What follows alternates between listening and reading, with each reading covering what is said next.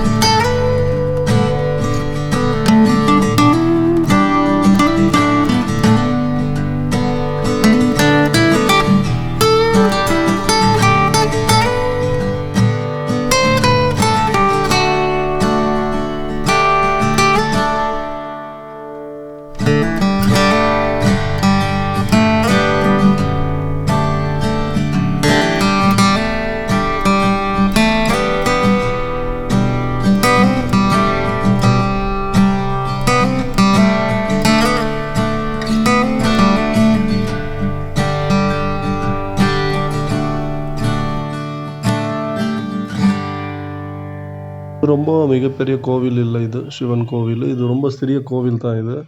ஆனா, அந்த கோவில சுத்தி பார்க்கறதுக்கு ரொம்ப பிரம்மாண்டமா ரொம்பவே நல்லாயிருக்கும்.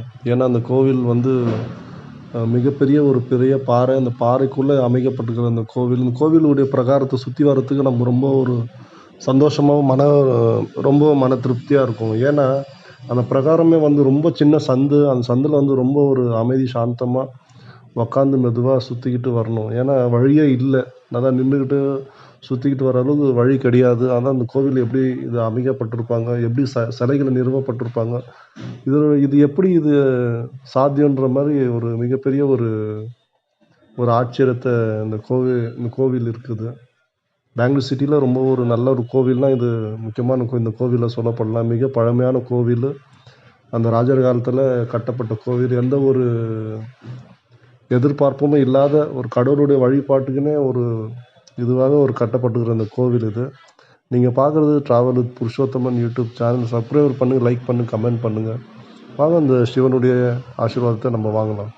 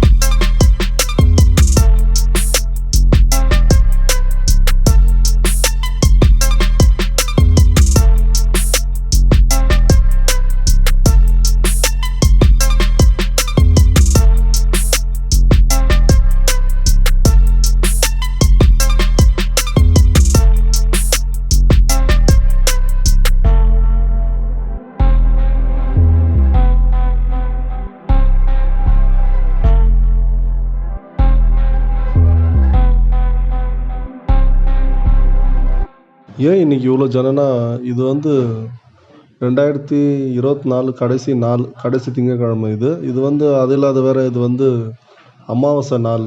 அமாவாசைனாவே நெறைய பேர் வந்து சிவன் கோவில், மத்த கோவில்களுக்கெல்லாம் போய் ஏதாவது ஒரு நல்ல ஒரு பரிகாரத்தையோ ஏதாவது ஒண்ணு செஞ்சு, மத்தவங்க செய்ற பில்லி சூனியங்கள, இந்த கெட்டதுங்கள, இந்த ஏவல்கள்லேருந்து நம்மள பாதுகாத்துக்கலான்ற மாரி ஒரு மனநிலைமைக்கு வந்து இந்த சில கோவில்கள்லாம் சென்று வருவாங்க பொதுமக்களுங்க. அந்த மாரி இது ஒரு நல்ல ஒரு இதுதான் இது. அதே மாரி மிக பழமையான இந்த கோவிலான ஸ்ரீ ரவி கங்காதரர் கோவிலுக்கு வந்து அவருடைய ஆசீர்வாதத்த வாங்கி அது ஒரு நல்ல ஒரு இத பண்றதுக்காக இவ்வளோ ஜனங்க இருக்காங்க. இன்னும் இப்போ இது காலையில கம்மி இது. இன்னும் ஈவினிங் வந்து நெறைய ஜனங்க வருவாங்க. ஏன்னா வேலைக்கு போய் வரக்கூடிய ஜனங்கலாம் ரொம்ப மிக அதிகமான ஜனங்க வருவாங்க. நம்ம நின்னு இங்க எதுவுமே பண்ண முடியாத அளவுக்கு அவ்வளோ ஜனங்க இருப்பாங்க இங்க.